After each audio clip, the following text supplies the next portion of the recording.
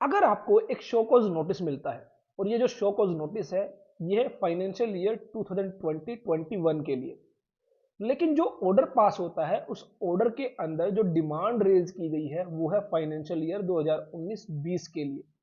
तो अब आपकी क्या प्रतिक्रिया होगी? 2019-20 के लिए जो डिमांड रेज की गई है, क्या आप उसको पे करेंगे या फिर आपके पास और कोई ऑप्शन भी है?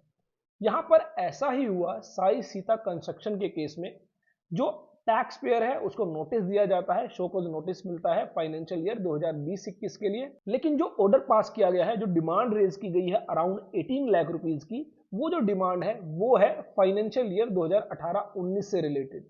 तो क्या ऐसे में ये जो डिमांड रेज की गई है, क्या ये डिमांड सही है?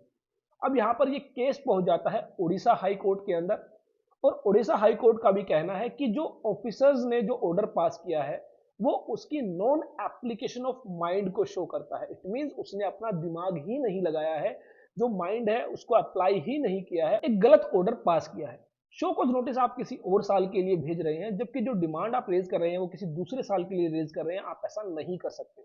यहाँ पर जो है इस शो कॉज नोटिस और ऑर्डर दोनों को ही क्वैश किया जाता है और डिपार्टमेंट को फ्रेश प्रोसीडिंग्स के लिए कहा जाता है, जहां पर टैक्स पेयर्स को कहा गया कि अगर आप कोई ऑब्जेक्शन रेज करना चाहते हैं तो आप जो है ऑब्जेक्शन रेज कर सकते हैं। तो यहाँ पर शो कॉज नोटिस और ऑर्डर दोनों को ही क्वैश किया जाता है, एसएससी के फेवर में जो डिसीजन है वो दिया जाता है।